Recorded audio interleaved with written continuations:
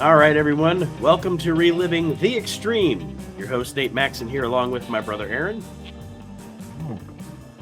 And Mr. Chad Austin is here as well. What up, peoples?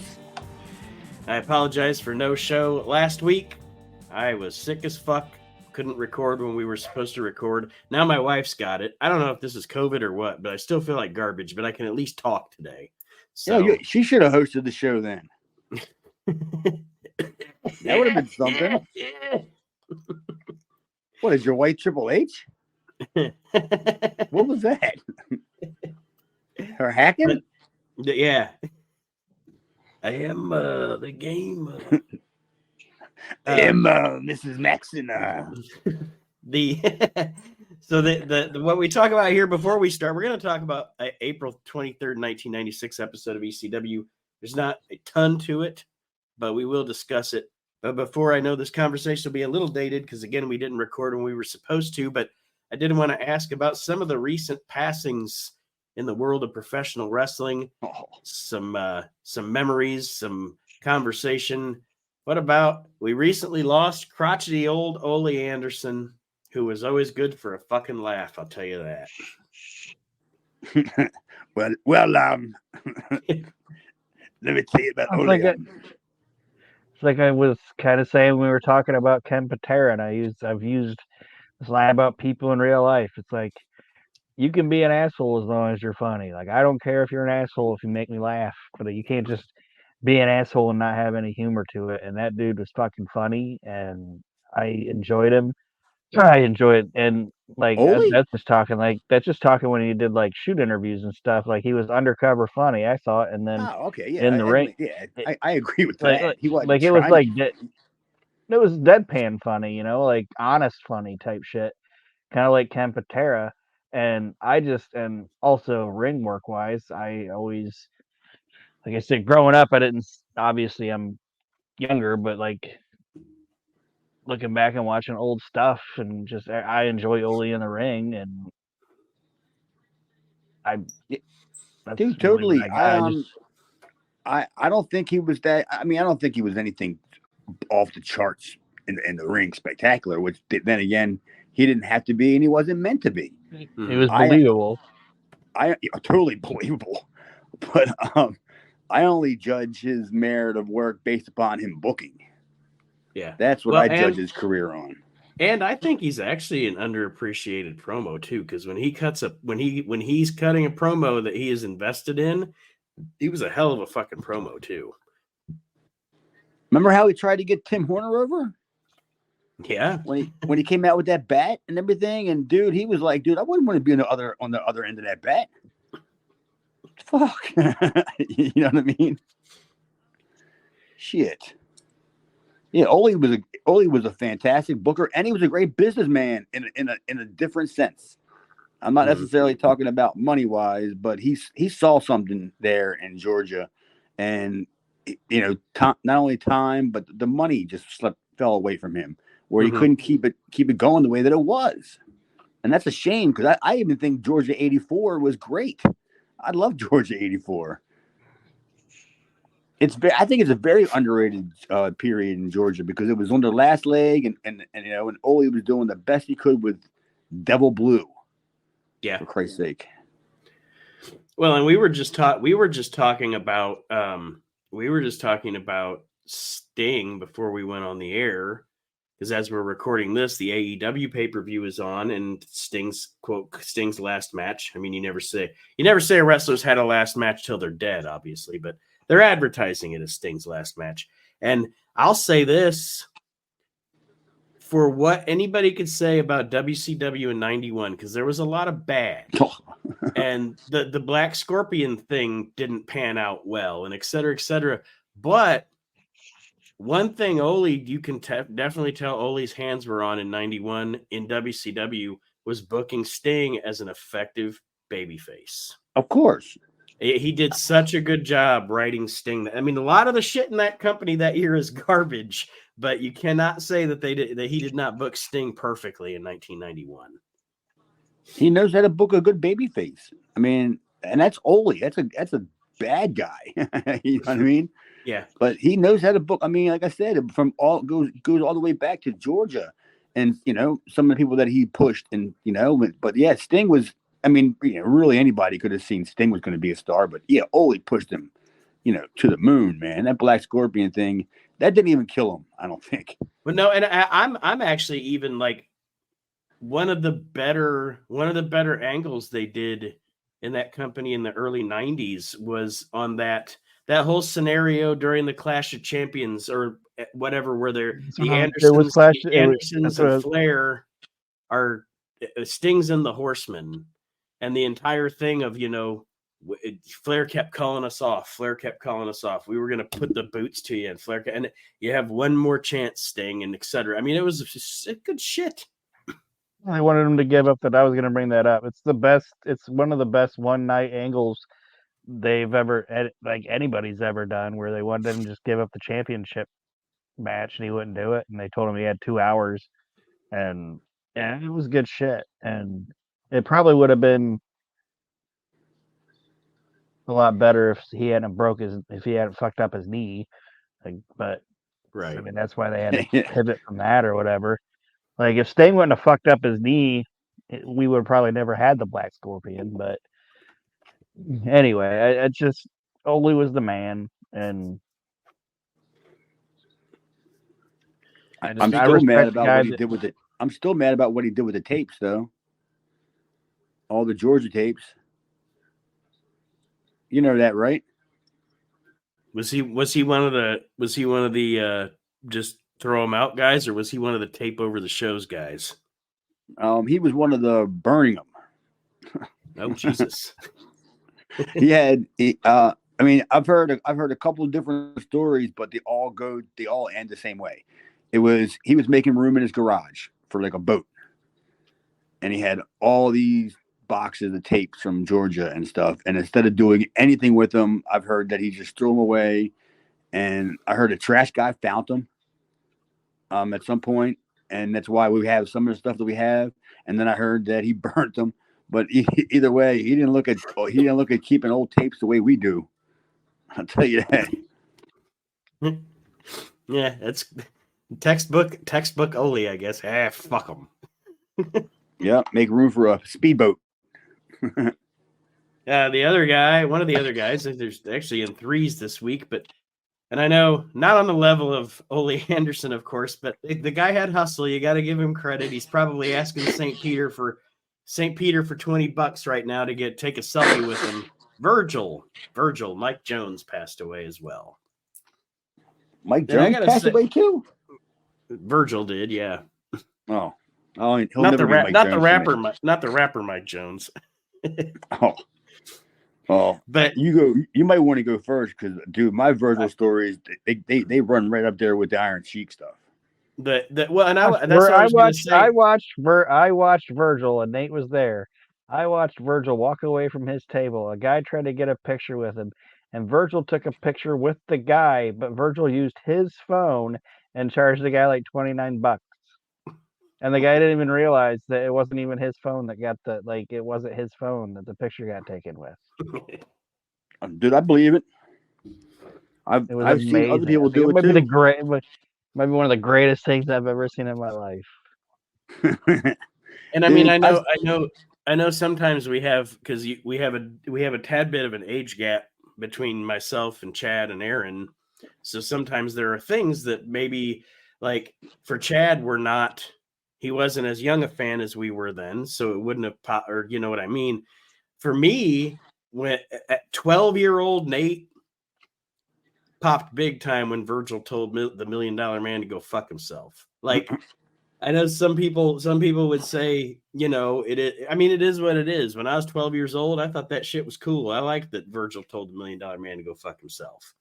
I mean, it was probably the most effective Virgil ever was, obviously, because he was wrestling Ted DiBiase. They had him with Roddy Piper to talk for him. They did everything they could. You ain't kidding, dude. To make him look as good as possible. And, it was, but they did it perfectly. I mean, his babyface turn on DiBiase, and that 6 months was probably the best he ever was. But I enjoyed it as a kid. In the ring, it was the best he ever was.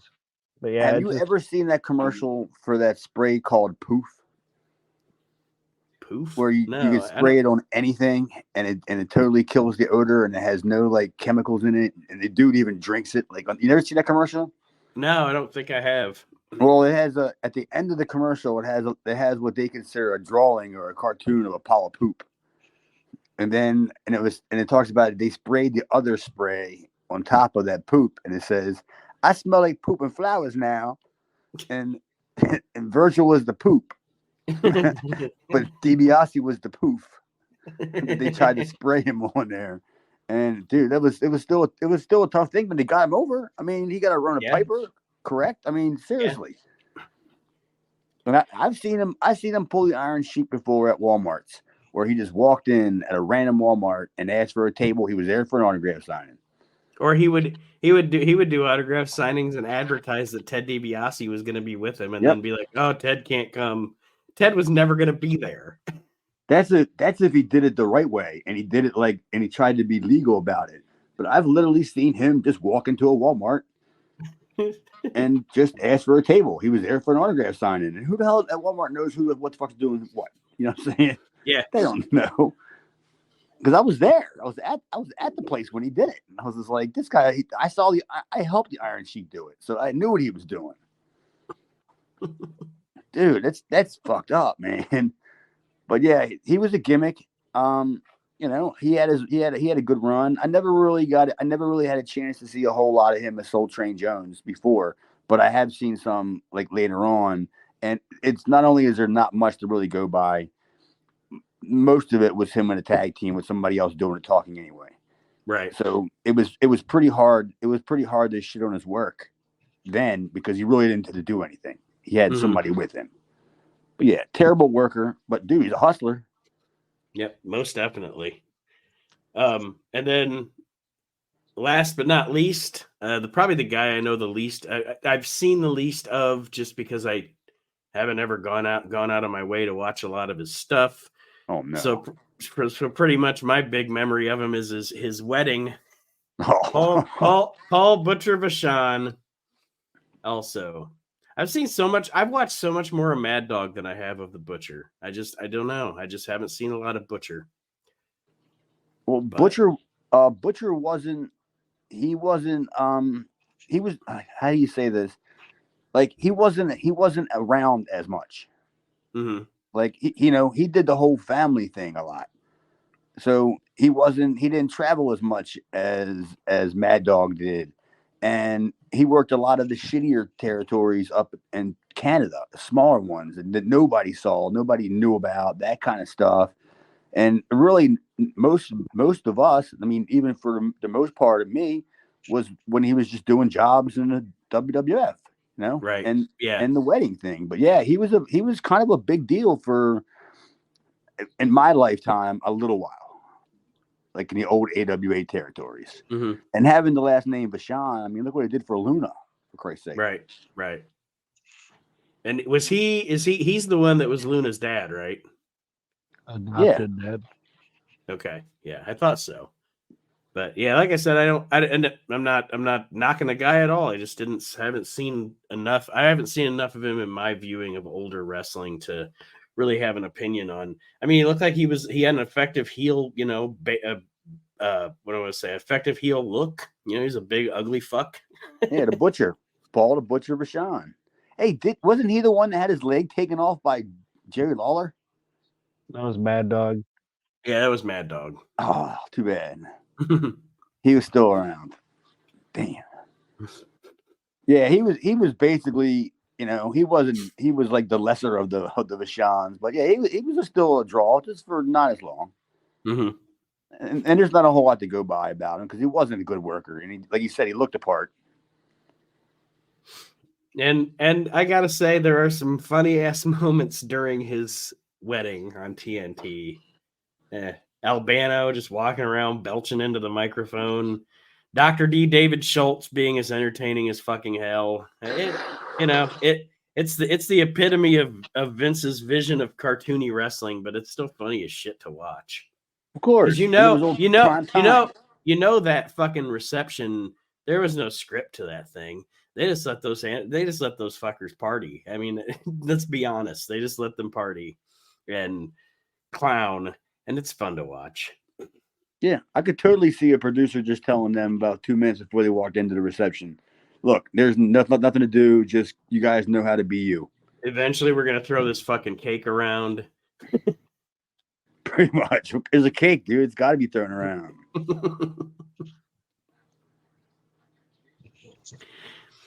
Yeah.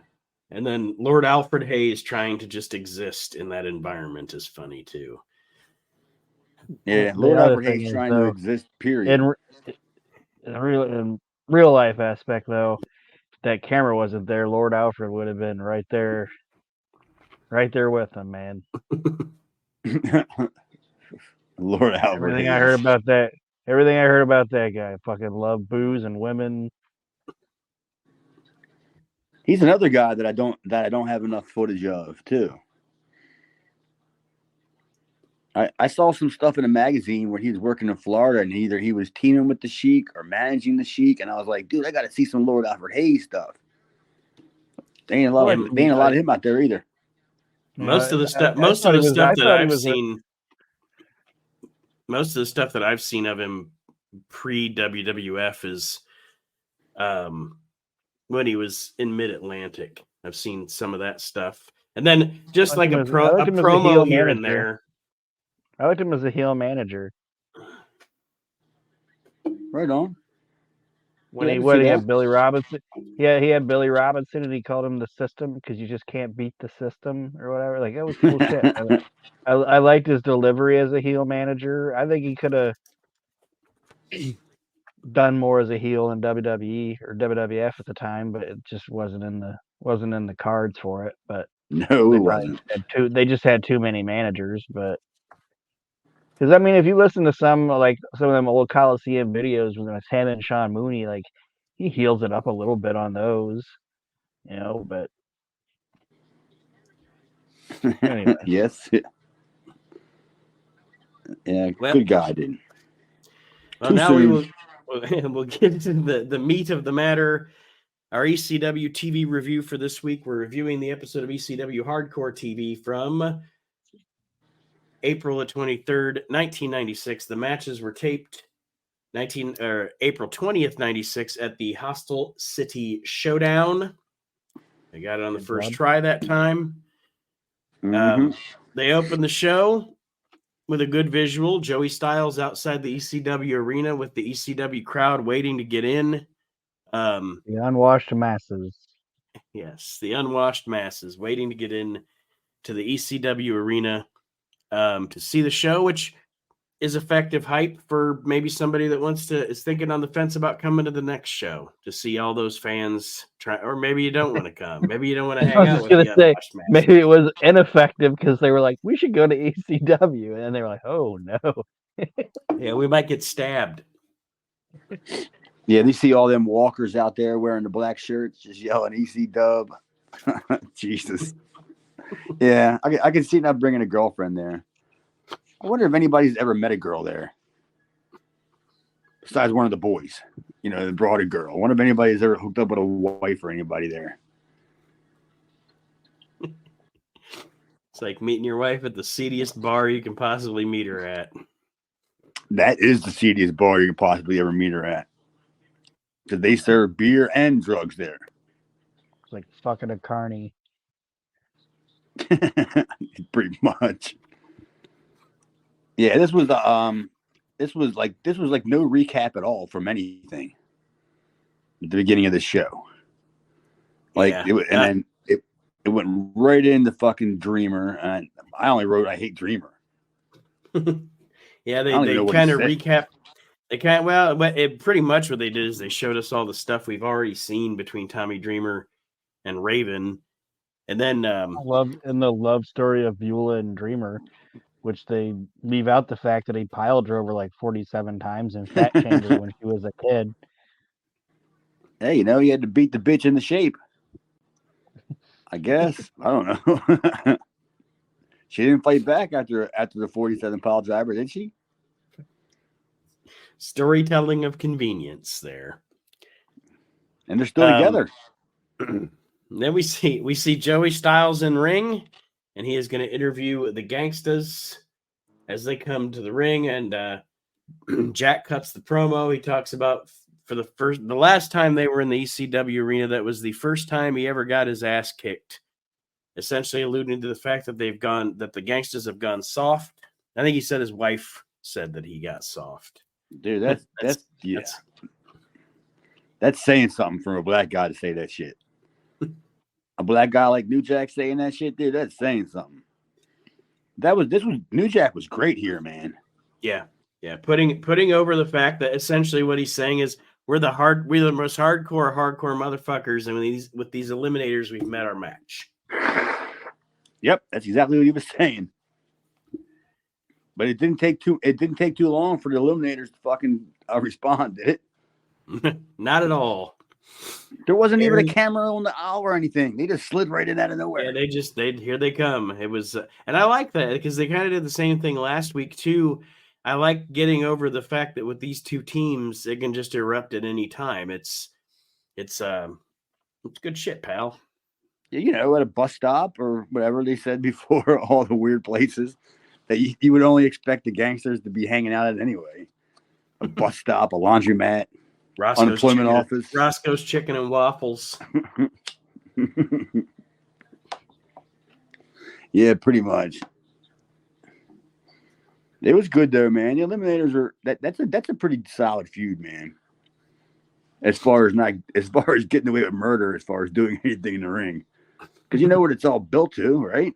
Like one spot somehow. Crazy. You guys could do that. The Maxons against the Gangsters. Love to see that one. It's like the whole would you fight Mike Tyson for $1 million? Yeah, because he's just gonna knock me out with one punch anyway. Once I wake up, I'll be rich. But could you enjoy your $1 million and you're shitting on yourself because you're stuck in a wheelchair? Yeah. Shit, yeah. Yeah, I could. I don't have $1 million. I guess that's true. I guess that's true. Yes, that's true. Yeah, Hawkins or whatever. He went to the island. He had a good time. Right. I could totally do that. Fucking get shit. I get shit on now for nothing. Aaron, what did you think of this Gangsters Eliminators segment here? It was effective, and like you said, it was New Jack admitting for the first time, that they might have met their match, but they need to come back and double up their intensity and all that other shit. So I think it was good, and I missed the fact when wrestlers would just run in, like you don't have to hit the music every time, and like it wasn't caught on camera that these guys are running out, that type of shit. It's just good stuff, and it's telling a really good story. It's like Raven Dreamer and these guys are the two main angles right now, and Raven and Dreamer has like all these peaks and valleys to it, and like they're telling this like intricate story. This is just a fucking wrestling angle. These two teams don't like each other, and they're just attacking each other every time they're in a building together, and one of them thinks they're tougher than the other one, and that's all it is. It's just it's violent and everything, but it's a simple told wrestling story. Yeah, but look at the actual premise of the story. The story is for tag team supremacy in the division. That's what it's over. They took something as tiny as the actual profession of the wrestling business, and they just went completely the other way with it and just added all the personal shit and made it a great angle. Mm-hmm. That's all they really wanted, was to be the best. You know what I mean? That's all the angle was originally supposed to be about. Then it got personal. And of course the locker room empties to come break these two teams up, and the fans boo, of course, because they want them to let them keep on fighting, which they're going to here in just a few. Because the next match is El Porter Ricaño versus our first appearance in ECW of Supernova.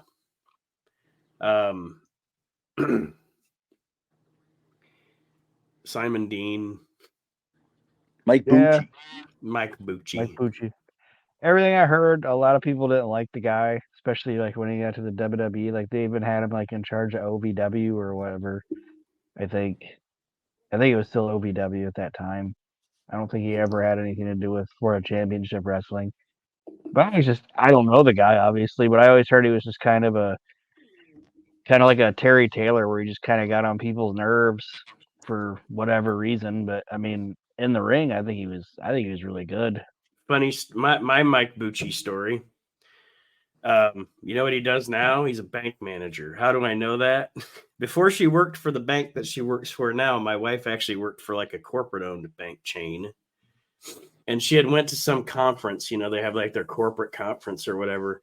And she's like, there was some guy there that gave a presentation, and he's one of the managers at, I think in one of the Texas branches or something. And he was talking about how he used to be a pro wrestler for the WWE, and she's like, his name was, I don't know, Mike Bunchy or Batchy or some shit. And I'm just like, Mike Bucci? Fucking Simon Dean is a bank manager? All right.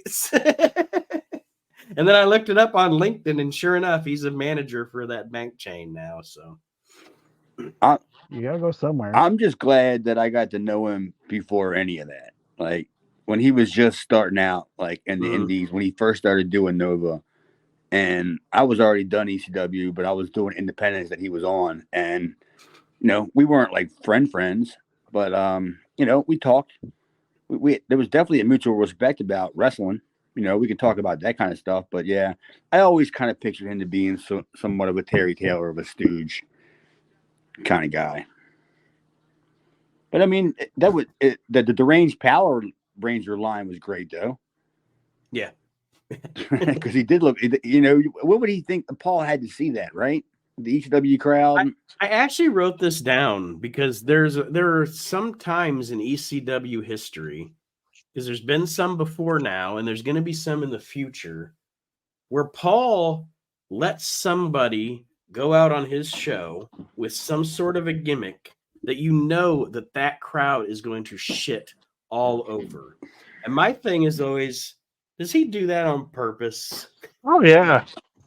Yeah. Yeah, I can tell you without a doubt. I can tell you without a doubt, 100%. Yeah. He definitely I can't remember some of the kids' names, but I remember when we had some of the jobbers. I think maybe it was the Young Dragons or whatever, Mikey and Paul Laurie or whatever. But when they put the gimmick on, I remember Paul like laughing, like not laughing like kind of at them, but laughing when he saw them. Oh, so, they're gonna eat you up. It's gonna be great. Yeah, but he knew there was probably something there, right?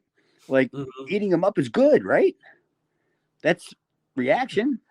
Like we haven't got there obviously yet, but like when you get to like Barely Illegal, and they have the 6-man Japanese match, that guy showed up. He looked like fucking dressed up like Peter Pan. You know, when he put that outfit on, Paul Heyman was like, "Oh, this is gonna be great." Of course. This young man is going to be Sunday dinner for this crowd.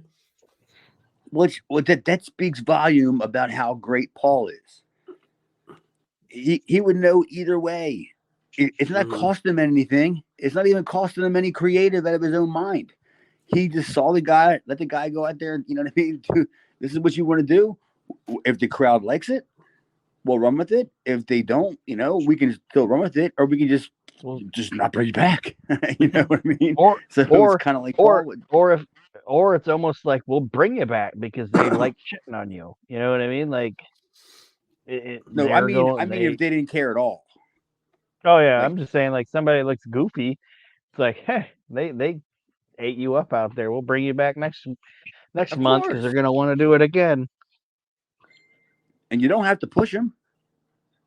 Yeah. Right. He ain't got to win. Right.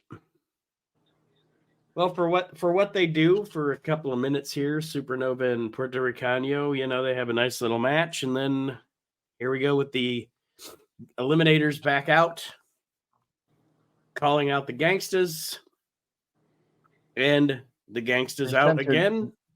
They censored what Perry said. They said, I know what he said, but they censored what Perry said. I don't know if the original tape did it or if the network did it, but What did he Perry say? basically said he wanted the gangsters to come back out there so they could beat the fucking black off them, and they cut that shit out. But Somebody cut it out. I don't even think it's offensive. I don't even think it's borderline anything wrong. But No. I could still watch. I could still watch to see it had to get cut out. Yeah, if I'm a betting man, I'm betting WWE scrubbed that, because I don't think at this time ECW would have scrubbed that, to be honest with you. They probably just left it in. No, if I go back and find a tape, I bet he said it. Yeah, they didn't bleep over it, especially the home video. No, that ain't happening. But Bad Crew was there. Yeah, they get laid waste to by the Sandman. Not before they did that. Not before they put out El Puerto Rico, or the Puerto Rican, and he took a fucking crazy ass bump out of the ring, man. But I couldn't take my eyes off the Bad Crew. What's what I'm saying? Bad Crew's the one that threw him out of the ring. And it's like the only time Bad Crew did anything that the ECW crowd actually reacted fondly to. Besides leaving. Bad Crew. Too bad it wasn't Damian Kane out there too. I think I said Sandman. It wasn't Sandman. It was Hack Myers. It was Devon. Oh yeah, it was Devon. No, Devon beat up house. But no, Nate's right. Hack Myers beat up Bad Crew, and then Devon beat up JT Smith. I think the reason that I said Sandman, it's stupid, but I think the reason I said Sandman is on my notes. I wrote down Hack, but I didn't put the C. So I think I read Hack like Hack the Sandman. But anyway, yeah, Hack Myers laid waste to the Bad Crew. Oh, that tells you about where their push is going. Not the door. They all rode together, probably. I wasn't there to drive Hack, so I don't know how he got there. And then we get a segment with JT Smith and Little Guido at a restaurant getting cheesesteaks. Geno's, man, not just a restaurant, stupid. It's fucking world famous Geno's in South Philly. I know you've had to hear about it before. I think I probably have. You had to have. I mean, it's like it's been in Seinfeld. It's been in It's Always Sunny. It's been talked about like Diners, Drives In, and Dies. Like everybody's done something. Even back when Eddie Gilbert was booking, I'm sure they mentioned Geno's or did something at Geno's before. Now, was that the place he went to when he was doing the King of Memphis thing? Yeah. It was. I mean, it's like it's that famous. Like it really is. Like it's like worldwide, and I don't know initially how it became famous. Maybe because I think it's one of the oldest like cheesesteak places or carry out places, like in Philadelphia, which means it's pretty fucking old. But you know what I mean? Maybe that's how it got so popular. But yeah, it's a dump. It's a carry out. Like if you want to sit outside, you gotta sit outside on picnic tables. There is no inside. And essentially I think sort of the gist of this is, from what I got anyway, was Guido's temper. JT wants Guido to stop being so negative and curb his temper, and it was a complete waste of time, pretty much. Hey, I mean, it was a good way to just do something with them, and and he still got Philly over, and that's still their home crowd, man. That's what I'm telling you. You guys don't know that place is famous. Like Rocky running the steps, famous. If I would have been Guido, I would have been like, I'll drop my attitude when you become literate. Oh, come on. ECW wasn't around that long.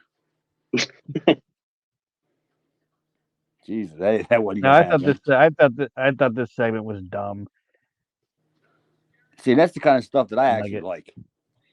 I like that bad I stuff. like JT and Guido and everything. I just thought this segment really didn't do anything for me.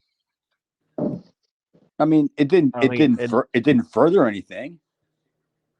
Clearly, and I don't think it was meant to be. I think it was just meant to give JT and Guido a little TV time and see if they had any chemistry, something along that effect. I'm guessing,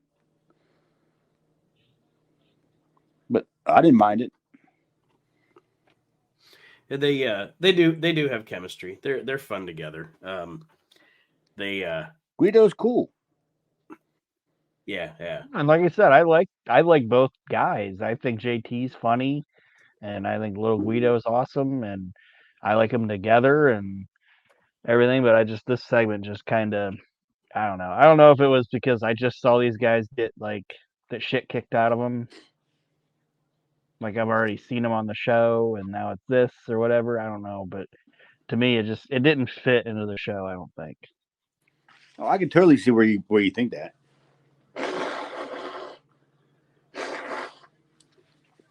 Yeah, maybe position this at the beginning of the show before they get their asses handed to them. Or the Pulp Fiction. Save it for the end of the show. Could have been a Pulp Fiction section. Yeah, pretty much.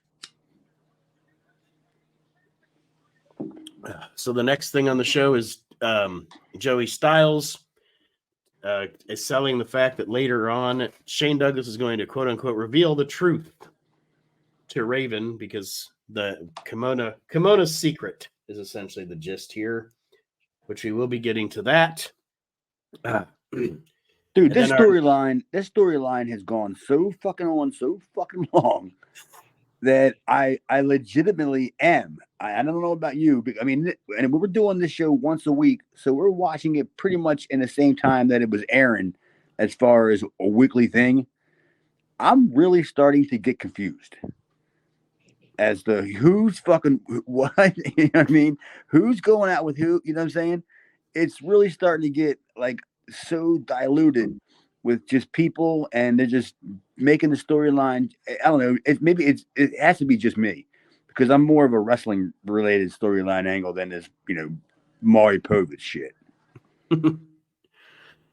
Well, this is essentially the part, the Raven, most of the Raven Dreamer stuff is a lot of like kind of what you were alluding to there, Chad. It's a lot of, that's where Paulie in ECW leaned into the whole Jerry Springer aspect of society in the mid 90s. And he's trying to capitalize on that. And it worked, but I agree with you. Some weeks it's good. Like some weeks it's Memphis, and then other weeks it's Jerry Springer. That's got a lot to do with Raven. I'm telling you. And I know Raven pretty good. I was close to him for a while, but that was Raven not having to do anything. Just let everybody else do everything. And I'll just sit there and we'll just further our story by letting everybody else do stuff. I just know Scotty too good to even pretend like that's not what his idea was. Because they could have, because a normal promoter or a normal booker would have already somehow found a way to fuck this angle up and blow off Dreamer and Raven, right? Right. Oh yeah, definitely. They would have never brought in, like, you would never got the Dudleys. You would never gotten any people that Raven like ended up bringing into the quote unquote business. If it wasn't for the fact that Raven's lazy and he just didn't want to do anything. Man, that's not even a shoot. That's not even a knock on Scotty. He's pretty fucking brilliant.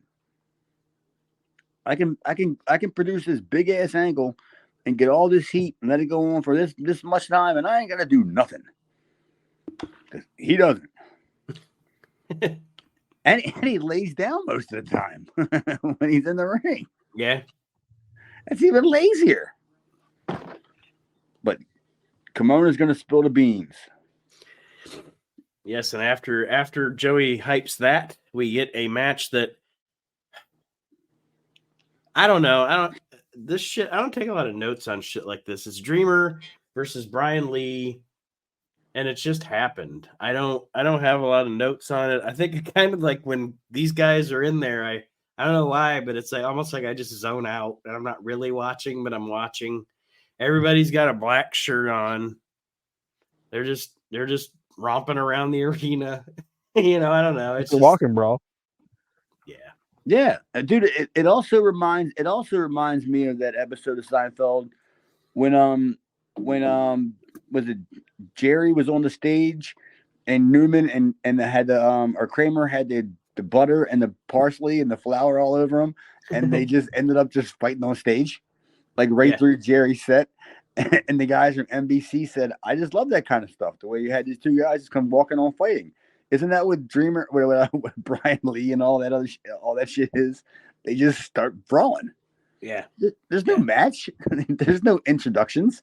They just all of a sudden the fight breaks out. That locker room, dude. That locker room should have been a TV show. Somehow there's a referee. Yeah. And somebody's music hits. That's what I'm starting to think. Maybe they should have just did the whole entire show in reverse and made the locker room the TV show. That's where everything starts. Plus, what were these guys going to do? You know what I mean? People aren't paying money to watch these guys have a fucking wrestling match. They want to watch speak for yourself, dude. I'd pay good money to see these two goofs try to go out there and do Liger and Malenko or something like that. While Pegasus against Liger. Yeah, I'd pay great money to see any of that. Yeah. This Saturday at the ECW Arena, Tommy Dreamer and Brian Lee catch as catch can. Yeah. An Iron Man match. It sounds like catch as much ass as you can. That's all they're going to be doing is playing grab ass. Fucking sad. And besides the few bumps like the Dreamer takes, like, and I know they're a little bigger on the spectrum. The cinder block spot's stupid. That doesn't bother. That doesn't hurt or anything like that. But I mean, dude, how is he so broken up? Like as a human being in real life, you know, he's always falling through tables. You know, that breaks your fall. Like you can make a case for everything that he's done. It really isn't that hardcore. A cookie sheet. You know what I mean? Watch that poor sap the other night that was in Australia that I sent you that tape of taking that spot on the big ass needles. Let me see Dreamer do that shit. He is, and I know we dump on Dreamer a lot, but I really don't know, other than just being the home promotion guy. He's one of those anomalies where there's really no logical explanation for why he was as over as he was. You know, no, there's a complete explanation for it. It's babyface 101. It just isn't a guy that I would get behind. But then again, like I said, I'm older. I was older then. And as a face, it's much like Hogan in the 80s in the WWF. If you actually watch it, he's actually the heel. Like Aaron said, he didn't like Beulah when she was fat. He fucking pile drives women and he's not even really a good baby face because he's a fucking prick. He's an asshole. He's really a heel, to be honest with you. Well, it is ECW. True, very true. Good point. That's about the only way I can defend that. But yeah, I mean, all that shit's accurate, but it also has to go back to like the shit that he's been dealt with. If you look at it from the way he's not just going out there and pile driving women for no reason whatsoever, you know, and this stupid storyline with Raven and Beulah in the summer camp, you know, that goes back way before wrestling, so to speak. If you want to actually count that as an angle or some shit, but yeah, he's just had enough, and he's out there just beating up women. I can applaud that. You guys notice that's actually, you know what, Chad? That would have actually made Dreamer more over with me if he would have just come out there right before he started doing all that shit and been like, I've had enough. And just start beating up broads. Like when Farley pulls his hair up and fucking Tommy Boy, you know, and he's like, I want to run the car into a goddamn bridge abutment. If he would have done that, it might have got over with me. Or it would have got a pop out of the boys. It would have got a pop out of the boys for watching Dreamer do that to his hair. knowing that it's pretty much being held together by by that spray stuff that you can't even put water through. That's what's keeping his hair together. Flex Seal. That's what Tommy uses for hairspray. Did you guys notice that they had, and when they were like brawling up by the Eagles nest, did you notice they had those two chicks out there that they were like screaming for Tommy? Yeah, Mary Kate and Bella. And I was like, they're plants. They're every month. Like, and at first I was like, I think they're plants, and I wasn't sure. And then all the shit happens, and then like a guy comes and like escorts them away. I'm like, yeah, they're trying to get Tommy over as like this good-looking baby face. It's like, come on. Well, Mary Kate and Bella were just fans, way back in the day. Like, if you knew them, you would actually watch them grow up on ECW television when they used to be there when they were like 13 and 14 years old and whatever. And I think one of them got into the business, and I don't think they were rats, so to speak. I don't remember them sleeping with too many people, other than like Shane and that kind of regular people that you would expect them to sleep with. But they somehow got into the business, yeah. But they're longtime fans, Mary Kate and Bella. She's the only person that I know that has the Tom McGee match.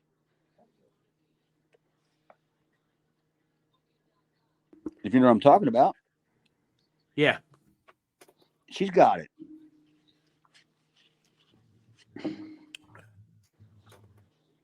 So the match between Dreamer and, because we got away from it, because much like my brain when I watch them wrestle, I get away from it too. The Bruise Brothers, of course, get involved. They put essentially my notes say they put a cinder block on Tommy's nuts, hit it with a chair, and Brian Lee wins the match. I can't believe that's the finish. Like, the referee still counted 3. It's wrestling got that far out of control. Well, it wasn't even a match. Yeah, it really wasn't. I mean, there wasn't, I don't know, it wasn't structured as a match. It was structured as a fight. It was structured as an altercation. But that's ECW. It's so and it's the mind of Paulie, it's just it's so frantic. Like, one match is something like this where it isn't even structured like a match, and somehow there's a referee there, but essentially he doesn't even need to fucking be there. And then the next match, you'll have a match with rules. I think I'm gonna hire me a referee and just have a referee follow me around every place that I go to, like a bar or something, just in case something happens and the match just breaks out. Get him an old ECW referee shirt. Yeah, why not? That's what ECW does.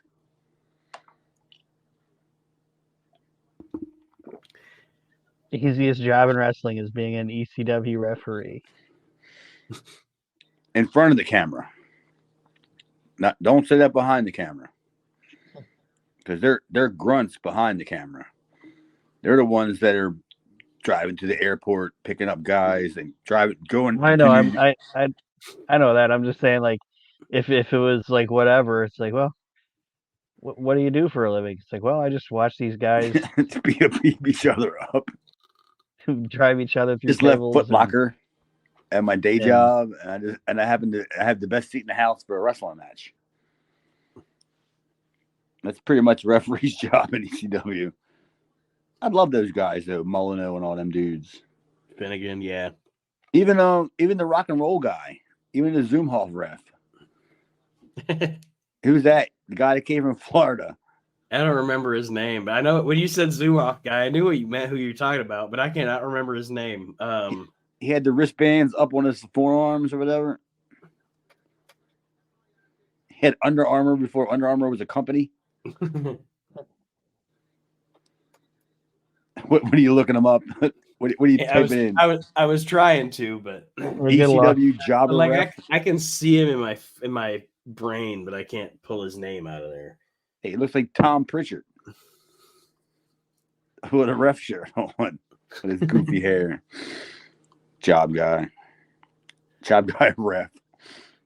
The center block spot though, I that's a great spot, but that whole ball thing, Dude, I don't know how Dreamer does the whole I had kids angle anyway after all them ball spots.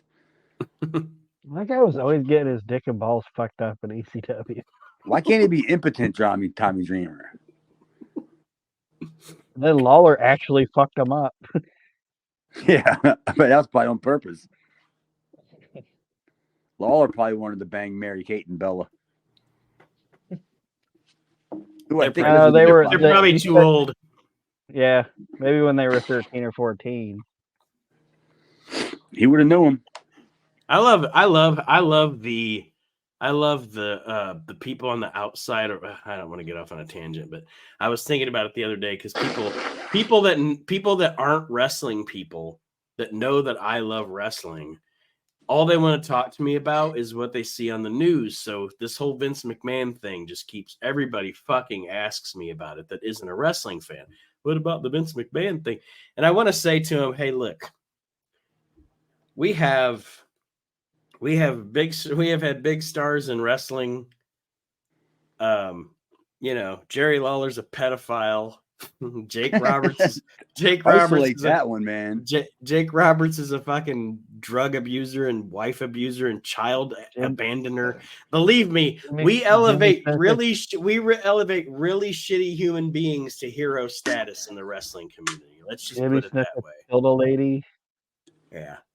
We as wrestling fans have a big history of. Turns out Bret Hart was a fucking terrible father and shit. If you read his ex-wife's book, it's like we elevate really trashy people to hero status in wrestling. So just don't even try to wrap your brain around it.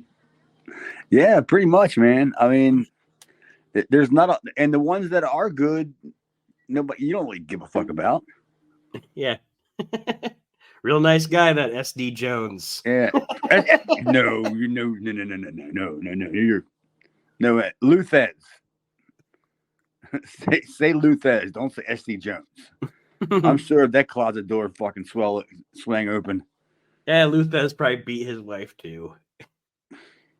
Well, back then it was socially acceptable. Yeah, that's what I'm saying. Back then it was fine. She's probably loaded up on antidepressants and he's smacking her around. That stupid drink that they outlawed back in the day. That syrup that you said with codeine in it. That all them old bags were smoking the cigarettes that had the big long filters. Fuck, Dick Murdoch's a card carrying member of the Ku Klux Klan. We really do. We elevate some real big fucking pieces of trash to hero status in wrestling. Yeah, I mean that's what makes it so great. Like I said, nobody gives a shit about the nice guy. Yeah, not in the wrestling business. I went out and purposely got some DWIs. That's another thing that, and I'm not in any way, shape, or form saying that what's happening to Vince he doesn't deserve. He does. But that's one of the things that gets to me about the guys that want to clutch their fucking pearls about Vince and act like Vince is the most evil person to ever exist in the entire world of pro wrestling. And I'm just like, can we fucking look in the fucking mirror here and examine all of the people that we look at as our heroes that are real garbage human beings? I'm just saying. People, it's another thing too, is guys knew about what was going on and nothing happened with it. You know what I mean? That's because they were doing it too. I know, but I'm just saying, even the worst of the worst, people knew what fucking Grizzly Smith was doing, but he always had a job and they always had him around, I just watched the other, a little bit ago, I watched the thing. It was an old interview, but they were interviewing Greg Gagne and they asked him about Buck Zumoff, and he said that guys kind of had a feeling about what he was doing. You know what I mean? But his point why? Because he drove the van.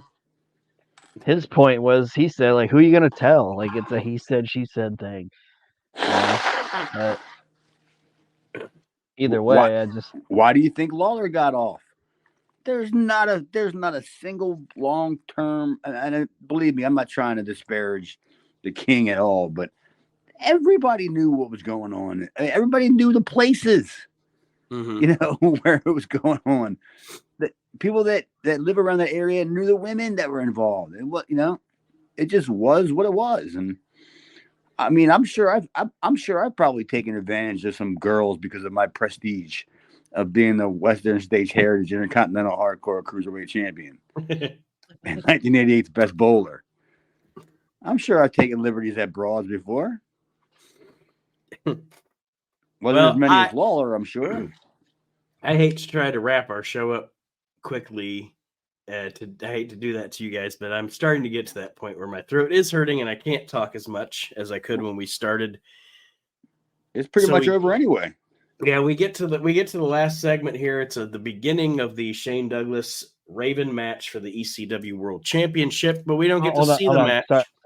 Sorry, Go ahead, I know. There's one thing that we missed, and it was Lance Wright's Hype Central. And his line about Mean Gene.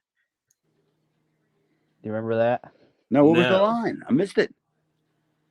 He was like doing his Hype Central, and like you could buy the video and the ECW hotline, and he's going through his whole thing, and he's like, Mean Gene's got nothing on me. Well, except a messed up liver. I didn't hear that. Yeah, then he's like, he said, Mean Gene's got nothing on me.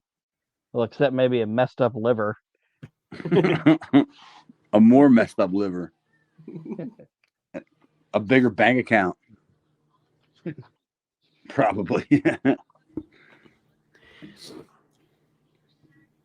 Well, but yeah, anyway, essentially, like I said, we get to the beginning of the Douglas Raven match that we don't see. We don't see the match on this episode, but we get a Douglas promo, and it turns out, you know, the whole reveal is that Beulah was cheating on both Tommy and Raven, and she was cheating with she wasn't pregnant, by the way, and she was cheating with Kimona. And like Chad said, this is all very convoluted, and you're just sitting there going, "What in the fuck is going on? Can we just have our world title match?" And Kimona's gone. Like, not too much longer, right? She can't be there much longer. Like, this angle, clearly this has to be writing her off at some point anyway, you know. But yeah, I think she's gone shortly after the Kimona dances atop the ECW arena deal. Probably, because that was because of the power outage, right? That wasn't part of an angle, right? Yeah. I thought that was because the ring broke. Well, no, I think it's because of a power outage. Because wasn't it? But didn't they have a spotlight on her or something? Like when she was on the Eagle's Nest. Because the power went out there all the time, so you can make a case for the ring breaking. You know, because the power went out all the time. Like, I mean, literally, it would go out 2 and 3 times on a show at a regular basis.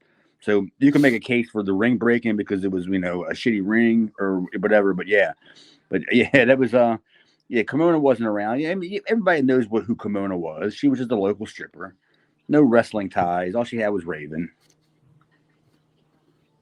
And essentially because what they do is they do the whole angle there thing, and then they say, you know, to be continued next week on ECW. You ain't seen nothing yet. It's about to get extreme on the screen. And what I wrote down for my rating for this week's episode was I wrote down it was almost a dud, because other than the Eliminators and Gangstas stuff, this episode was useless to me. If I never saw it, it wouldn't have mattered. Okay, well, let me ask you this before. I mean, you just gave your rating, but if you were, I mean, what was their demographic? 14 to 30 or whatever it was, somewhere in that ballpark, right? Right. If you were watching that ECW show and you were kind of a fan, and you saw Kimona and Beulah and all this shit going on, and they're kissing and stripping, of course you would cut it off and say, "Stay tuned for next week."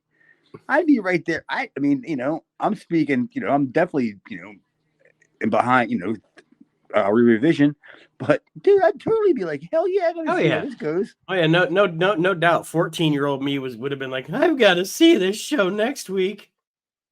Kimona, I want to lay you. I could do without Beulah because I never got her anyway. I never got either one of them, honestly. But but apparently, Kimono 1LA was easier than Beulah. So Chad, I give it a C. Not a whole lot captivated me in this show at all. Not really. Like, to me, it was average from the beginning, pretty much to the end. Just average. Aaron? I feel the same way. I just think it's like the Eliminators and gangster stuff was cool. I didn't mind the little bit. Didn't mind a little bit of the Nova Puerto Rican match we got, but just everything Puerto else, Rican, kind of whatever. And I mean, I'm not, and this is by no means shitting on it. Every single episode of every single wrestling show can't set the world on fire, So, but like I said, this episode to me was pretty forgetful, other than the Eliminators gangsta stuff. So, guys, as we prepare to sign off here for this week, any parting words for our listeners? Thanks for listening. I just know that it's at some point something major is going to happen, and I'm starting to smell it now with the Eliminators and the gangsters, and I'm starting to see stuff that I'm like, okay, they have to be. I don't know what the next big show is, but I can see that the footprints, the blueprints are already been laid for something. Aaron?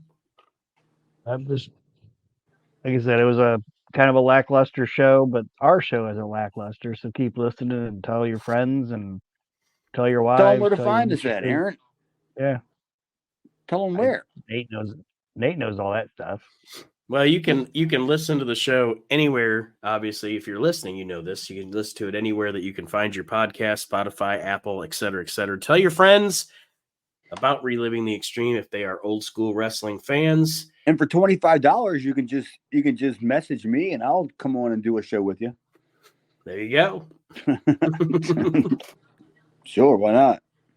And if there is a place where if it is an app like Spotify or Apple where you can give us a rating or a review, give us a 5-star rating and a good review, what that does is that helps us in the algorithms when people search for example pro wrestling podcasts.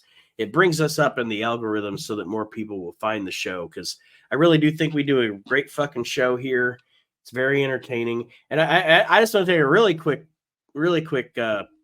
moment because I want to plug a friend's show because he plugs us on his show, and I really enjoy it.